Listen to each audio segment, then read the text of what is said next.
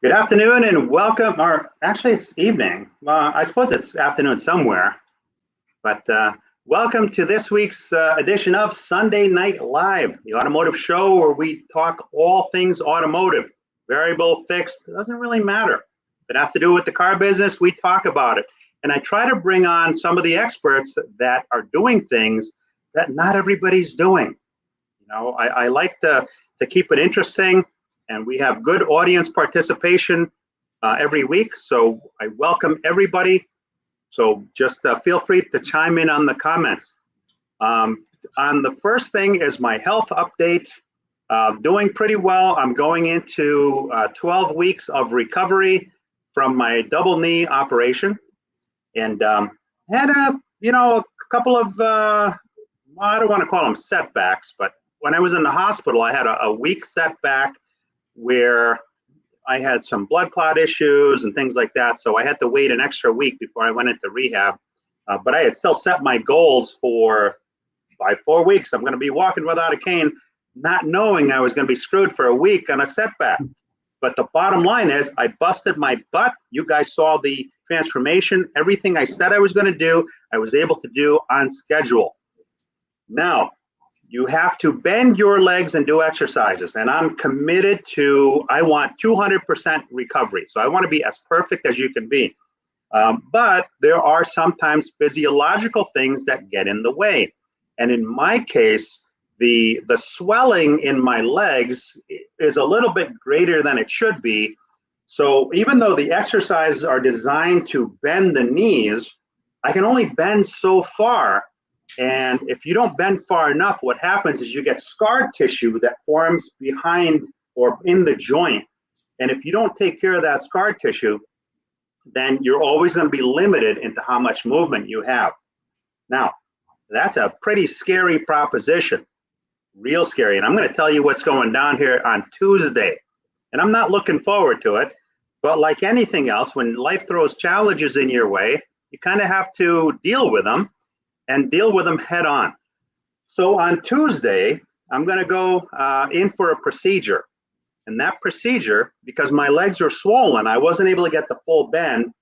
Now the doctor said to me, he's got to go in there and manipulate the knees. All right. Now, in ordinary terms, that would sound pretty appealing, but not this time. Because what he means by manipulate is they've got to bend my legs. When the physical therapy guy showed up at my house, my wife was downstairs in the studio doing a Zoom meeting when all of a sudden she heard me yelling at the top of my lungs because it was the PT guy bending my leg further than the body wanted it to bend.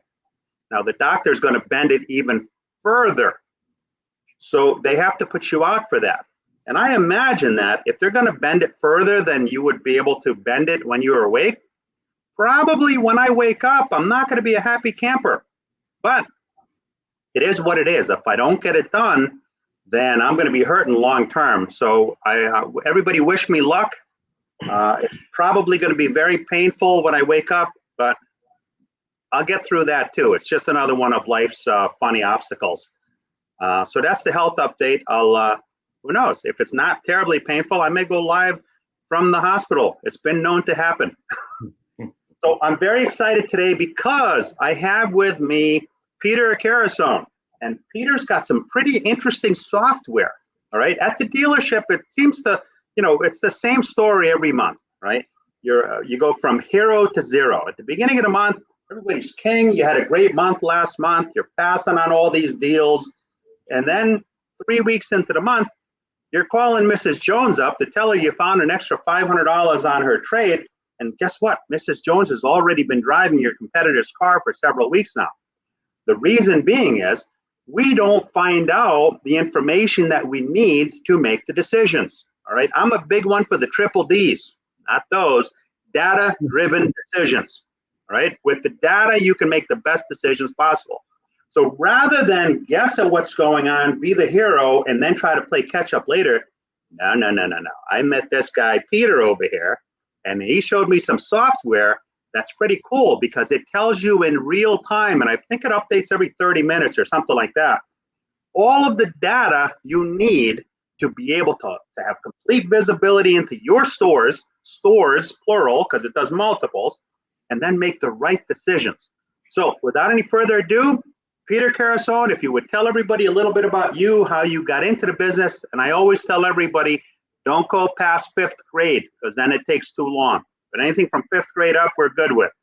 So take it away, Pete. Welcome. All right. Fair enough, Paul. Thank you. So I got into the business originally, the car business, through advertising, and met many dealers right through my own ad agency. I had dealer clients.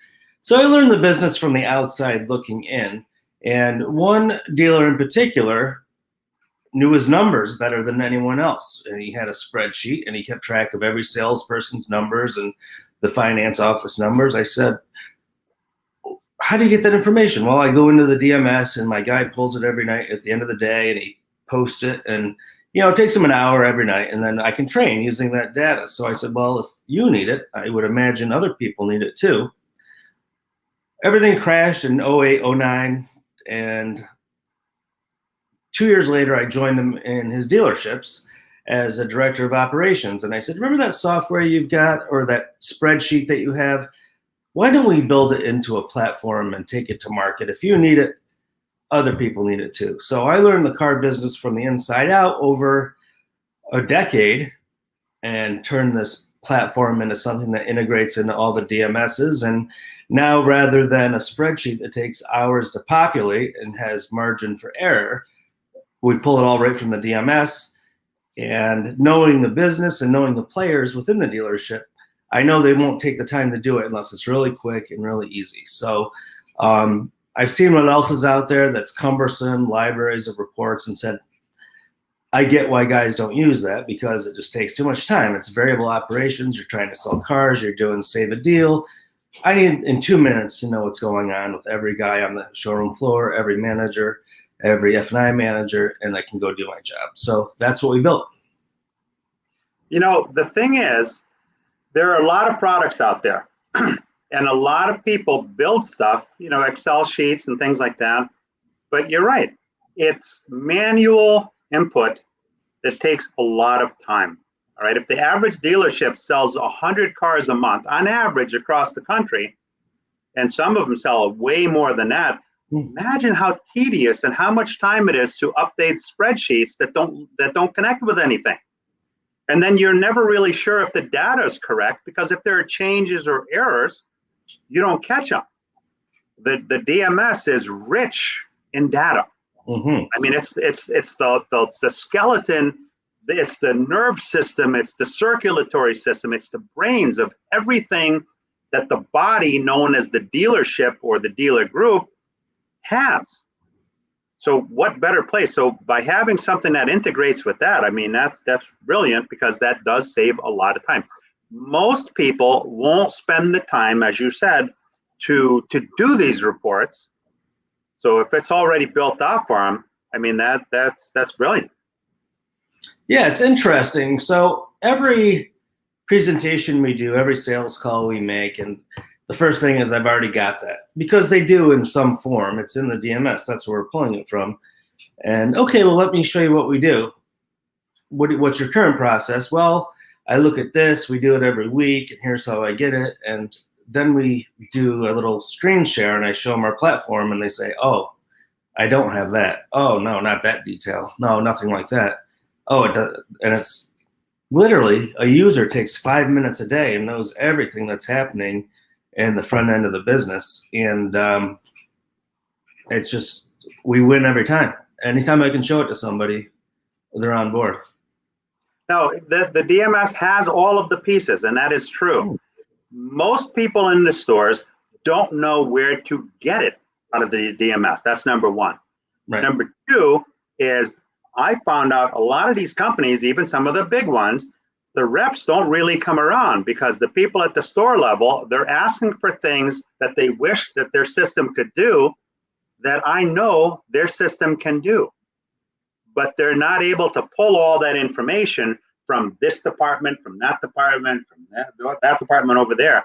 Whereas where something where it pulls all of the data together in kind of a global view, I mean, that puts everybody way ahead of the game. Now, I'm a little behind on comments, so let me just acknowledge some of our guests here. We got Michael Weldon from the West Coast, says hello, everyone.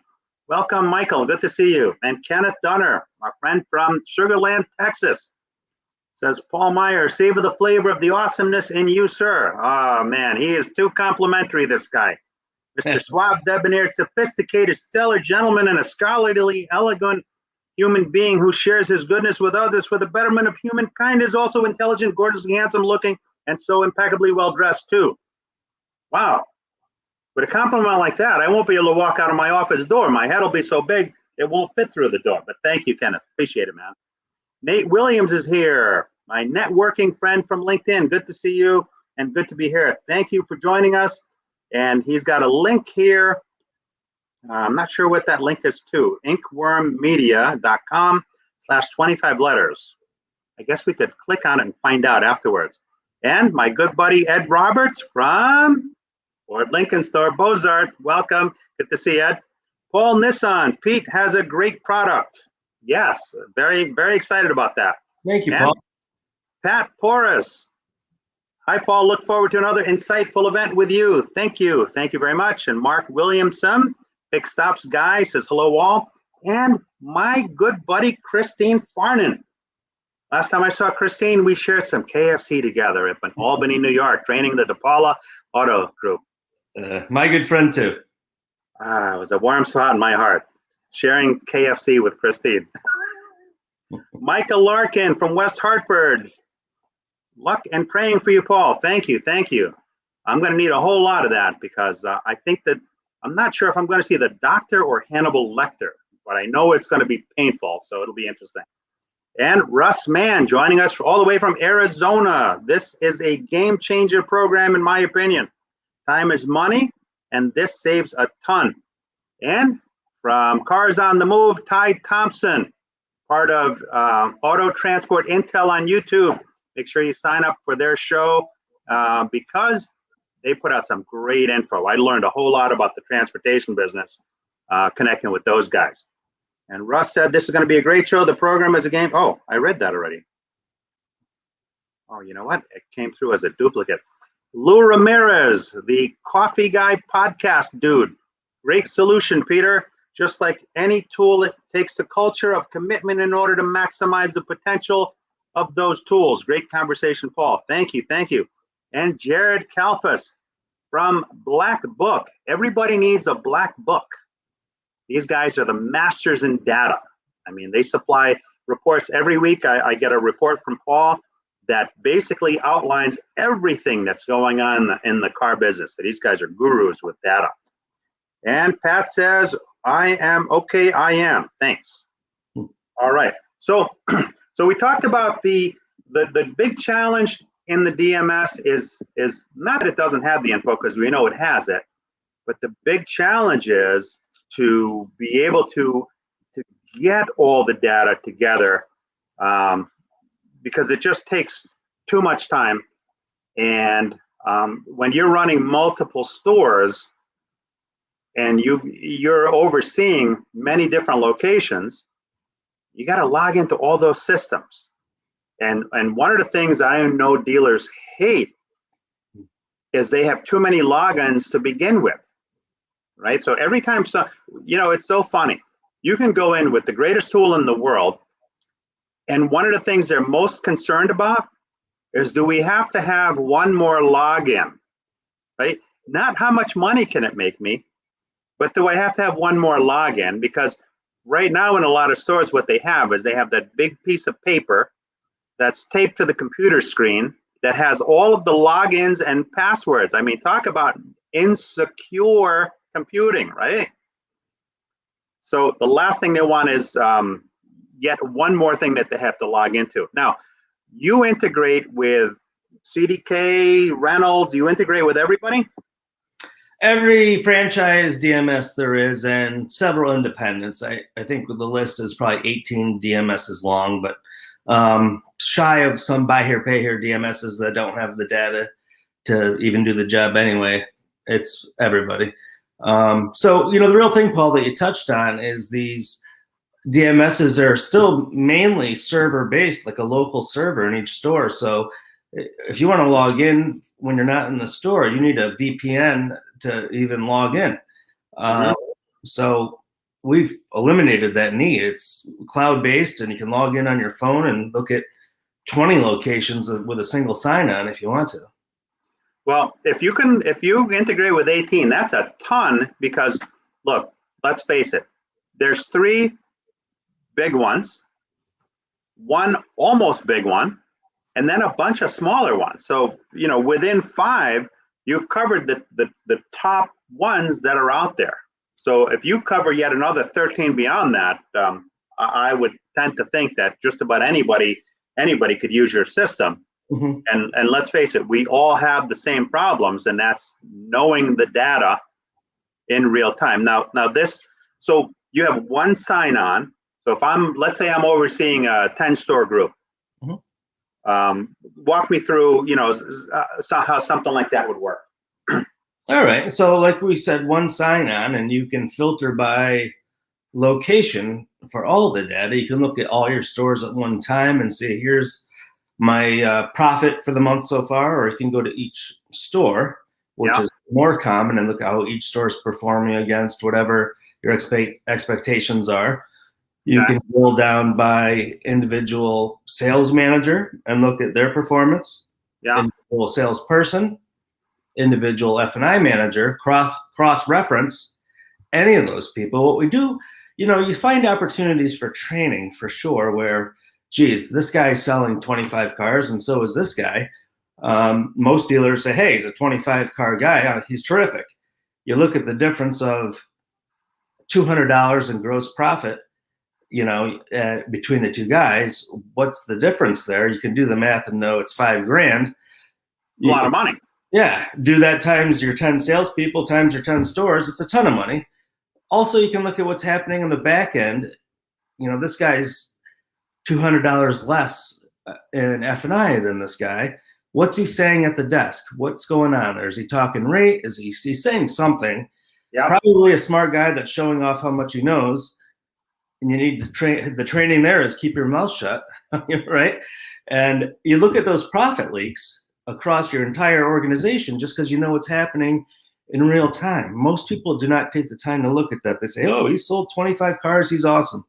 There's a lot more there across your entire organization just by knowing those numbers. And that's what the platform gives you the ability to do in a matter of moments. Now, do you set up alerts, or you click on the one, you click on the data that you need to see in order to make your decisions? That's a great question. We are working on alerts. Now that we've got it down to the point where it's so detailed and so accurate, I think alerts is the next logical step.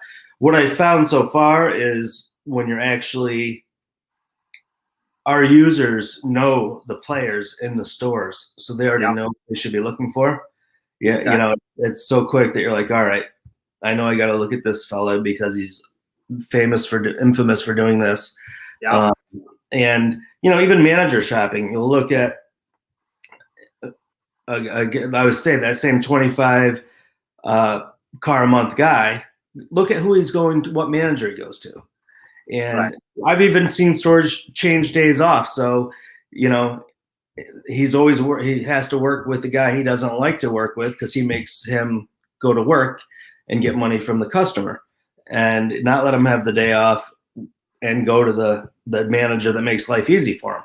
Path of least resistance. Path of least resistance. And those kind of things no one looks at, but we make it very easy to look at. And you start saying, wow, I need to manage my people better. If I only made this salesperson go to this sales manager at every opportunity, it's $300 more a copy just because he makes them work for it.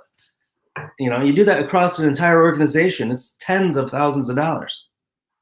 I am a total freaking geek when it comes to numbers and visibility and knowing data. I mean, I get excited about an Excel spreadsheet. So you can imagine how excited I am about a program like this, because, it's not to browbeat anybody, but if you have the data, you can use the data to your advantage, because as you said, if you know what these people are doing and you know what these are not doing, now you can proactively have those conversations to find out, hey, you did awesome last month, or you typically do really well, and you do well in the back end products, as a salesperson.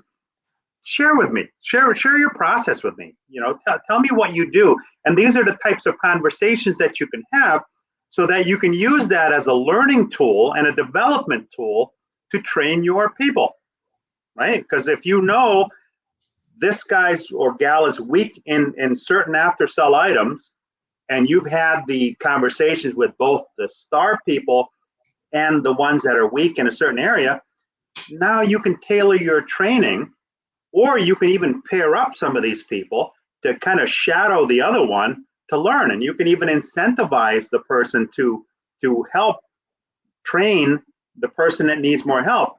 And when you talk about $200-300, it may not seem like a lot of money, but times 10 salespeople, times 100, times 200 deals, times 12 months a year, that's just stupid money. Let me get to some of the comments here. Let's see here. Steve Chesson from the West Coast, sales, service, and sales in that order. Welcome, Steve. Always great to see you, man. I certainly do appreciate everybody's support. We have a lot of people that tune in every week like clockwork, and I appreciate that more than you guys will ever know. Pat says, I am logged on, but I have no audio or video. Steve says, try to reboot. Or you know what you could do, Pat? Try it on your mobile phone also, because I don't think anybody else is experiencing any issues with that. Lou Ramirez, great solution, Peter. Just like any tool takes, oh. Some of these are coming through duplicates today. That's crazy. Paul Nissen, 100% knowledge is power. Hey, that was like a Schoolhouse Rock. Remember that? Knowledge is power. I still like watching those. Pat Flores, he loves my D3, data-driven decisions. And Christine Farnan says, Vision AST is an incredible source for daily up-to-date data for my stores. Oh, I didn't realize you work with Christine as well. Yes. Christine is awesome. She is. All right, Pat, I think Pat has audio again. Let's take a look here. Hold on a second. And as you said, the management, if they can't do something or can't figure it out in 5 minutes, chances are pretty good they're not going to do it. That's right. That's They've got so many other things that they're working.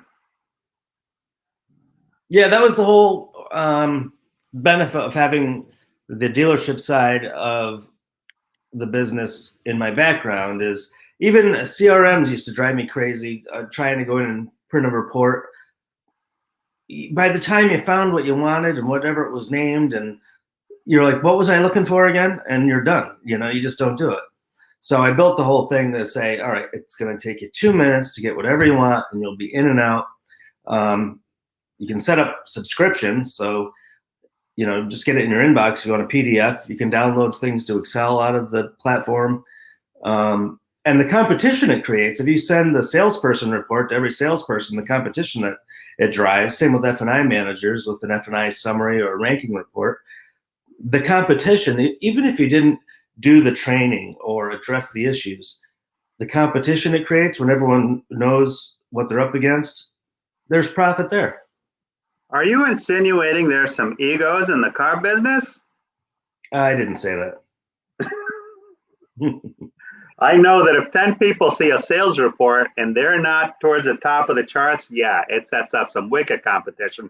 Because who wants to be on the bottom of the list? Nobody that I know. Yep. Now, the great thing about the reporting like that also is that you can see trends or trends developing over time, and you can address problems that are developing long before they become a bigger problem. Now, you said you could set up subscriptions, so you can basically choose. Do you know how many different types of reports there are within your system, or is there almost an infinite amount? No, again, we keep it simple. So there's probably 7 or 8 different ways of looking at things based on permissions. You know, if you're a GM or a dealer principal, Yeah. you probably want to know things that you don't want your salespeople to know, packs, holdbacks, things like that. Yeah. So the salesperson report would not contain those kind of things, where the dealer sales summary would. You may not want your salespeople to see what's happening in F&I, period. Everyone runs their store differently. Sure. So we've set it up so with the permissions and the settings and what you can subscribe to, you can control who sees what data. So this is all the performance, a front end, back end on the store. Does it do anything in fixed ops, or is it primarily on the front end of the store? I'm glad you asked. Starting June 1, we will begin our project to develop the same thing for fixed ops. I hope to have done by fourth quarter of this year. It'll be the same thing. You'll look at every service writer. You'll look at technicians. You'll look at hired tracking for the month, based on revenue per day, and we're working at every metric. So we're fortunate to have the stores that I've worked in to see what they would like to see.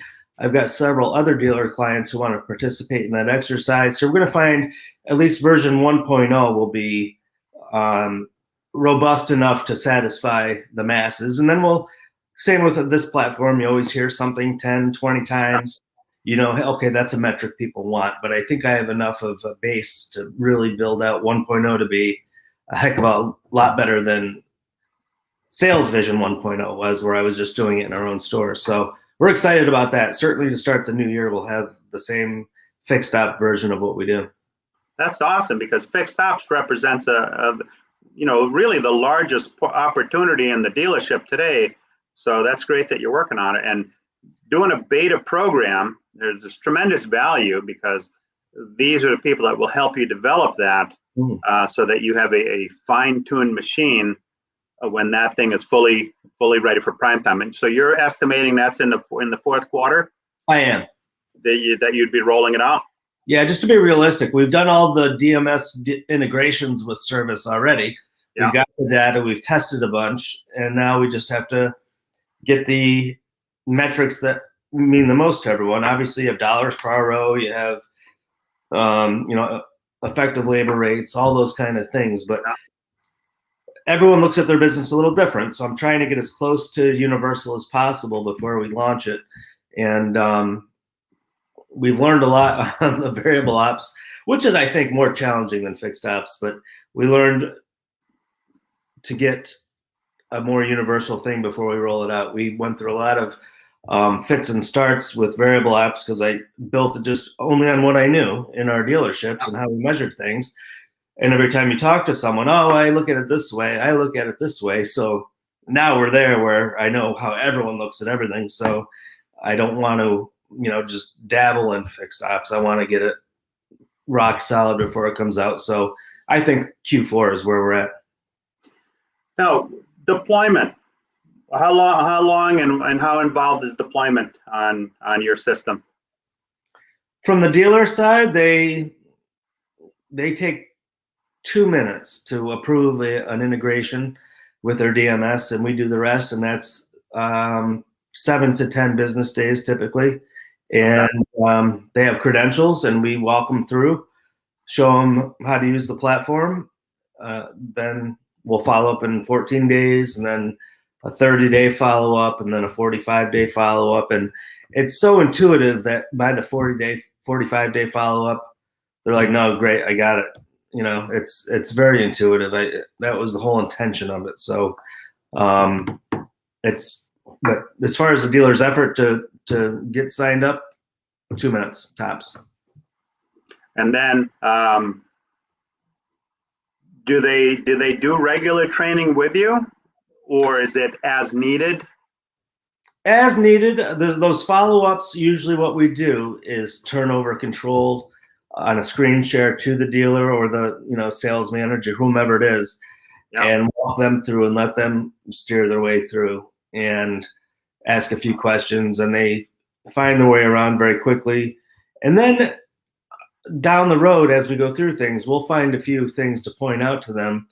Like, hey, have you ever looked at, the manager shopping I was talking about? We'll say, hey, have you ever looked at when Dave works with Heather versus when he works with Mark and the difference in their gross profit? And they'll say, oh, wow, real life examples that we can find, and you can find them. I mean, it's very easy. And just kind of show them a few things of the practical applications rather than, all right, 45 units, X number of dollars in gross, we're halfway through the month. Actually, that individual cross-referencing of how teams perform and team building and that kind of thing is what we'll show them, and not tell them what their goals should be, but just show them how the platform can help them find profit or stop profit leaks.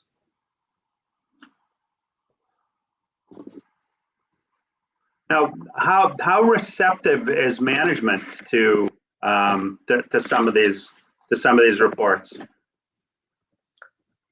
That's an interesting question. I've had multiple experiences. Some where, like I said early on, I've already got that, and then they see the details that we provide, and they say, "Geez, no, I don't have that."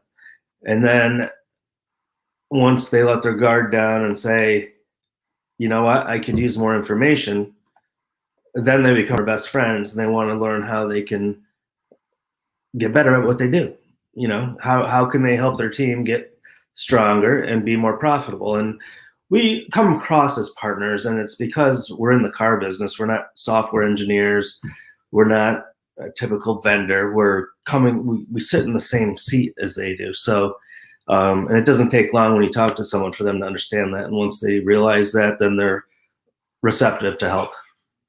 What's interesting is that when you go into a store for the first or second time, it seems they're more interested in hearing the trigger words to dismiss you as something they already have than to be open-minded and listen to see if there's a way to improve things. I've seen that visiting, I don't know, probably a few hundred stores, and then once you've earned that trust from them and they're willing to listen to what you have to say, then all of a sudden you're the best buddy. And it's like, well, why didn't you come here a long time ago? Yeah, well, vendor fatigue is a real thing. I mean, I experienced it too. As the director of operations, I took every call. I used to get mocked by the dealer principal for taking every call, but that's how you learn, in my opinion. But most guys are like, oh, it's another vendor, and it's just wasting my time, and they miss opportunities for sure. So I always felt you should take the time to learn. You don't always have the time, but you should try to find the time. And I really feel like once the person you're talking to knows what they're talking about and has your interests in mind, then you listen to them. And being from the car side of the business, I think a dealer, a GM, whomever will pick up on that very quickly. So when we talk to them, we're not doing a big sales pitch. We're talking about what's your current process, how do you do this, and relate to them and then show them a better way. So when they log in, so they can log in remotely, is it something they can log in on their phone? Yes, yeah, it's optimized for mobile. It's wonderful on a tablet, desktop, whatever. We don't have a separate app. I've tried that, and I don't rule it out, but it's so much data that to simplify it into an app, which is the purpose of a mobile app, then you're not getting the details of the data. So eventually I think we'll have some kind of snapshot app, but it optimizes so you can use it on your phone for sure. Well, I find that apps are cool, but apps are not without problems either. So they log into an actual portal. So it's a place online where they log into to see all the reporting and all the data. Yeah, it's hosted on the Amazon cloud. So very secure, very stable. It's always there. And, you can I log in on my phone all the time. I log in from home. I find really where it's valuable is you take a dealer principal who may be out of state in a different place or multiple states and can see all the stores in real time is incredibly powerful. instead of making the call, what's going on? How are things? You're making a call saying, I noticed this. What are you doing about it? So that's, worth its weight in gold. Well, the great thing about it not being an app is that there are a lot of issues, and there are a lot of apps where they, can't necessarily keep up to date with the security protocols or some of the other demands that are put on them by Apple and some of these other companies, where some of these apps are not working as well as they should be working, or some of them get dropped altogether. So by having an online portal that you go on, I think is a better idea than having an app. And as you said, you have access to more of the data. Thomas Pena, hello, how are you? We connected recently on LinkedIn. Now, the F&I report, that's got to be an interesting one, because I find that as competitive as F&I as salespeople are, I find that F&I managers and F&I directors are seemingly even more competitive. No question. Does it have data like CIT, contracts in transit and that type of data as well, you're reporting? No CIT. That's a good question, and that probably is, it's in the pipeline for sure. We're looking at a couple different things like that. So the primary function of the F&I reporting is every product sold broken out by cash, lease, and finance deal. Okay. And so it's every product. Yeah. It's every penetration of those products, every income from those products, every average income from those products, as well, obviously a PVR. Yeah. And then you can drill down. You could say, all right, let's look at our VSC business. Yeah. And hyperlink to just the deals where a vehicle service contract was sold, and look at the details of those deals. You can compare those profitability of those deals versus ones where that product wasn't sold. Yeah. And you can filter by F&I manager. You can filter by salesperson and cross-reference salesperson and F&I manager, and find those issues there as well. And of course, any date range. And like we're talking about, it's all locations or just a single location. Yeah. So you can compare and contrast what's happening across your organization. Well, that's great, because everybody has targets, right? You want a certain percentage for VSC, a certain percentage for tire and wheel, prepaid maintenance, ding and dent, things like that. So I guess if you have everything set up across the board as the percentages you want to hit, now you can look at your entire team across the enterprise and see where you need to make adjustments, and see where there are greater opportunities. Certainly. And in fact, on top of that, we have a ranking report that takes several measurements into account, from your PVR to actually even a measurement that takes bank reserve out of it and just looks at your profitability based on products. So you're not living on reserve, and the percentage of that income or profit that just comes from product sales, an index, and it scores people across every metric. And you can look at an entire enterprise or organization and rank everybody based on whatever criteria you want. You can set goals. So that report could go out by email, and here's how you compare to your cohorts in your organization, and drive that competition even further. Now, I don't know if your software does this or not, but it would be pretty cool too if it could kind of, if there was a way to kind of keep an eye on who's presenting what, right? To make sure that you have 100% presentation to 100% of your products to 100% of your customers. Does yours do that, or is that in the pipeline? Well, it's in the pipeline, and the fact that we're partnering with a menu company. We have partnered. It'll be completed. It will be integrated within their menu and their portal in the month of May. And that piece of information will flow right into the reporting. So they saw our reporting and said, geez, you know what? we're not going to take the time to build that. We're nowhere near that ability. So let's partner. And I think that's just going to set us apart. Now you have sales vision, you have something called power vision, and you have something called finance vision. Yeah. Why don't you walk me through some of the differences between? Yeah, for sure. So we've been talking about sales vision for the most part. It's kind of like the original platform. It's dealer facing, it has everything we've already discussed. And some of the other things it does beyond the salesperson reporting and the finance reporting is keeping track of wholesale profits.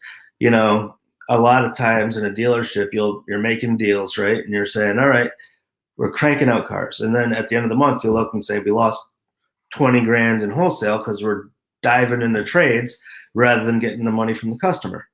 And most dealers aren't good at keeping track of that. You just don't have an easy way to do that.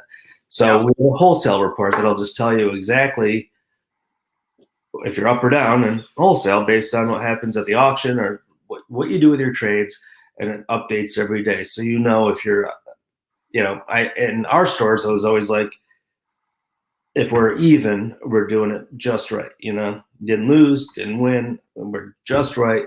And these days, everyone's making money in wholesale, so it's a different world. But those kind of things that really are the meat and potatoes of running in variable operations. So then we spun off finance vision because we work with TPAs and agencies for them to track their book of business.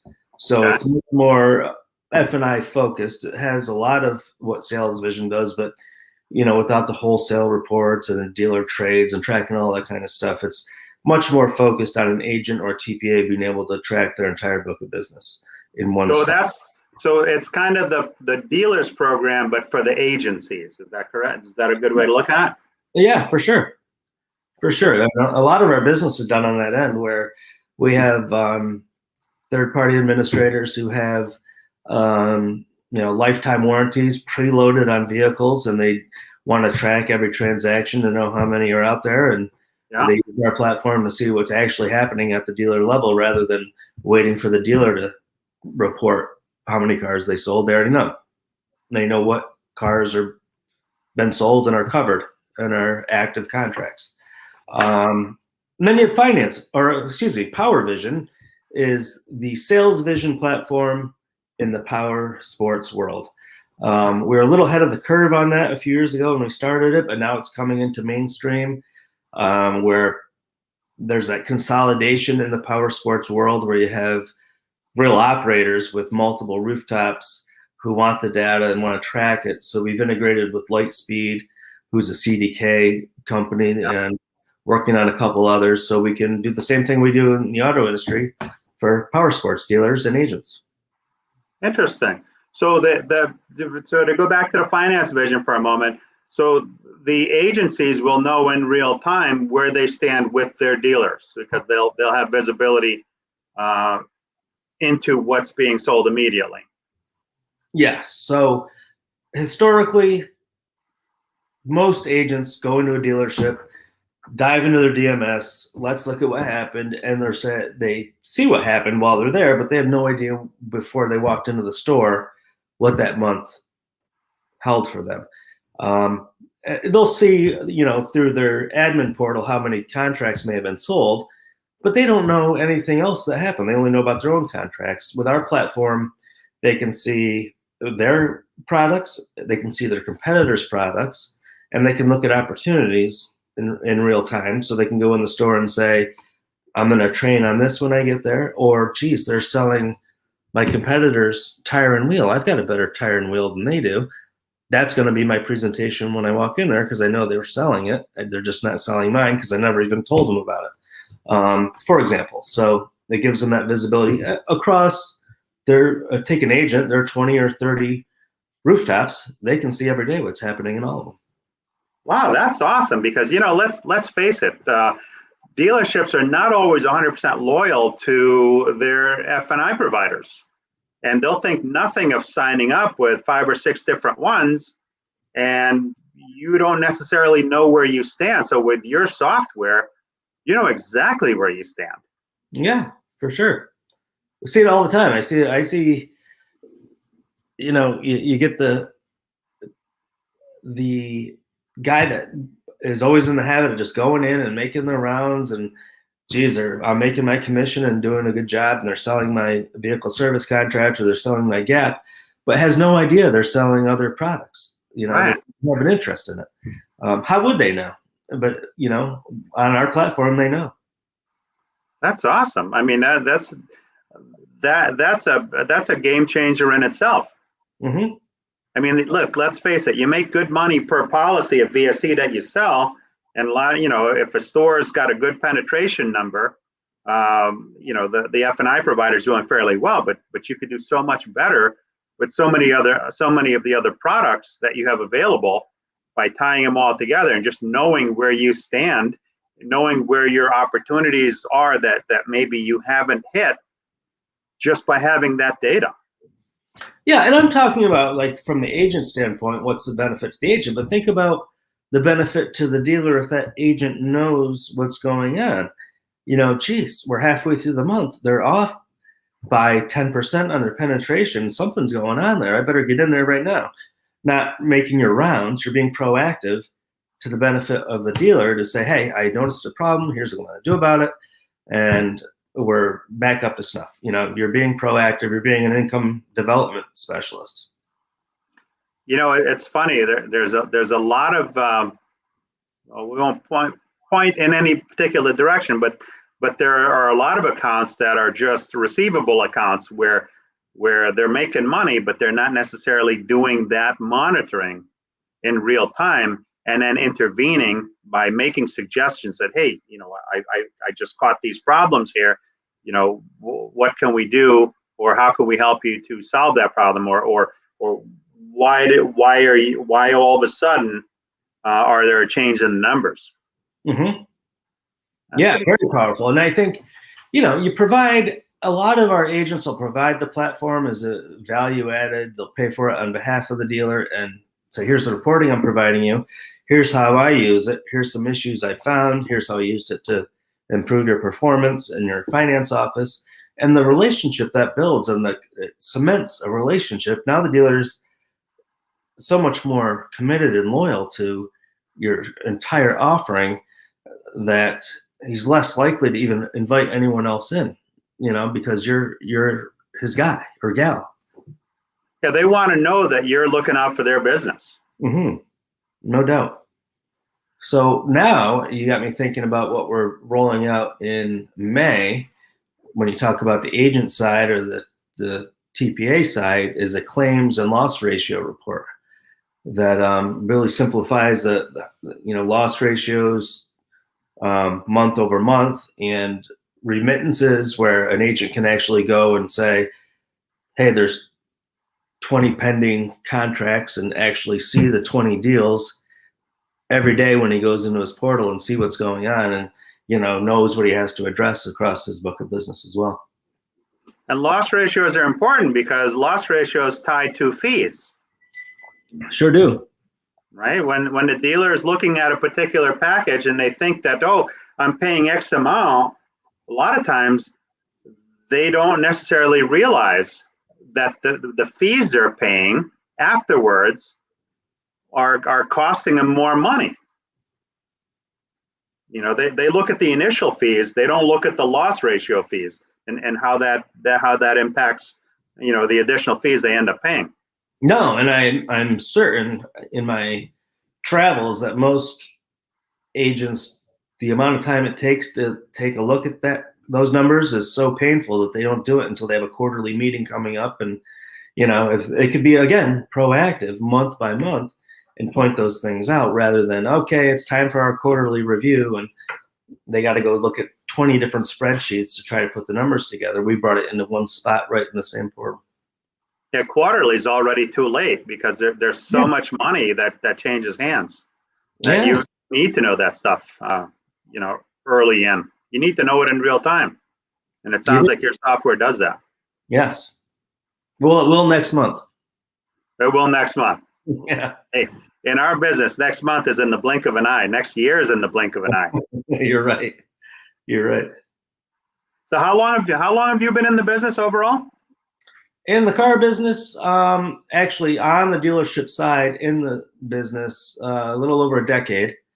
The platform that I've built was a work in progress while trying to, run dealerships and build that on the side. And but we got into it in earnest about 3.5 years ago, and now it's my full-time dedication and passion is the software side. I still consult on the dealer side and stay close, so I, have my ear to the ground. But it's all software all the time at this point. That's exciting, man. To build something that looks at so much data and then translates it into a very user-friendly form where it actually proactively helps people. Yeah, it's very exciting. It's cool. Everything you look at is trying to sell cars. Every program is either selling service business or selling cars, or, here's how you're going to get 2 more deals a month, or you're going to increase your hourly rate by $20. And instead, we're looking at, let's look at what you're doing right now and how can you be better at it. And there's such a need for that. Especially in variable apps, is like everyone's just a gunslinger, and if I can sell 1 more car, that's all that matters. But geez, take a look at if those 100 cars you sold, could you get $100 more for each one? Yes, of course you could, just by knowing the numbers and knowing what's going on. And no one looks at the business that way. It's always like, how can I just sell 1 more? And rather than if I sell what, I mean, what it was like before this pandemic. People were selling cars at a loss of losing thousands just because it was all volume. So, that's over. You like literally, you look at, we sold the car and lost $2,000 more. Let's sell another one and do it again. Maybe we can. What always blew me away is that you'd sell a car, and they when they penciled the deal, they figure, okay, well, we made, $2,000 front to back, let's say. But one thing they never looked at is the holding cost, right? Sure. And that was one of the biggest expenses at the store, pre-COVID, of course. But nobody ever looked at that. And there were so many variable departments that lost money, like regularly. So now we've got this artificial bubble where everybody's, making money hand over fist. They can't get inventory. There's pent up demand. It's not something that's long-term sustainable. And when the bubble goes pop, and it will, we're just not all in agreement yet as to, how far away from that we are. The software that keeps an eye on things, that's going to be even more critically important. Without question. I think in the long run, you need to have the ability to look at every transaction and who's involved and who they're working with, and be able to make decisions on who's working with who and when. And if it's simple enough to look at every day, which I think we've created, I believe we have, then you're making decisions based on that. When a salesperson comes to your desk, if you're a sales manager, you're like, all right, well, I know this guy. I know what his strengths and weaknesses are. So, a wise dealer principal a long time ago told me real training is done at the desk. Well, it's done at the desk if you know who you're working with and what their weaknesses are and what their strengths are. And we provide that information. So, all right, here comes Mike. He's going to do this, he's going to do that, and then he's going to screw things up in the finance office. So I'm going to work around that and show him how he can get better at what we're doing, because the numbers are right here. And you can talk to him about, Mike, why is everyone else doing $1,800 in the F&I office, and when your deals are doing $1,500? What's going on? What are you saying? And to be able to address those things, it's, like I said before, thousands of dollars a month. Oh, yeah. We got a thumbs up from Hunter Swift. We got a Christine says she can't wait. And Michael Larkin says, Peter, I reached out to you on LinkedIn. Hope to connect soon. Mike Larkin. Linda Hanson, good session tonight. Thank you, Linda. Linda is another loyal fan. She tunes in all the time. I'm humbled and touched by the amount of people that tune in every week. It, like I said, it means the world to me. But this has been really cool. It's something that's, like I said, I try to bring in things that are different that not everybody's looking at, but perhaps they should, because these are the things that can make the difference between profitable or not. And just like a restaurant, the car business and the restaurant business, they share a lot of similarities. And I've seen so many times that a restaurant will go out of business and people will be shaking their heads like, wow, I can't believe they went out of business. There was always a line to get in. They're always, but they never really had any kind of plan to look at what their costs were and to keep up with it. Just like with the car business, I've seen so many dealerships change hands in New England. I'm primarily based in New England. My territory was as far as the tip of Maine, and I went down to Pennsylvania. So I stayed in the Northeast, mostly by car, but a lot of similarities. And I've seen a lot of dealerships change hands more than once because they just didn't keep up with keeping an eye on the things that are important. And, a lot of people are reluctant to want to leverage technology to make their life easy. They're stuck in this mode of, well, this is the way we've always done it. And they don't want to look at new things when you really can't afford to. I mean, the technology's there. Use it, leverage it. Without the data, you can't make decisions. I've said this many times. It's like trying to play chess against the computer. Even the grandmasters, they've tapped out. They realize they can't win. The computer knows what it doesn't know. So software like yours, I'm very excited about some of the changes that are coming to it, some of the upgrades. It sounds like an easy program to work. And Christine says, Peter's program is great for dealers and agents like myself. It's worth taking a look at. What I'd like you to do is put, in the, after the show is over, if you go in through, through LinkedIn, you can add comments. If you could add in contact info, because I'm sure everybody always remembers to ask the question after the session is over. So if you could put your contact info or any pertinent information in the comments section, because I'm sure, anybody with any smarts would want to reach out and kind of, find out a little bit more, about what it is that you're doing to see if there's a way to make themselves more profitable.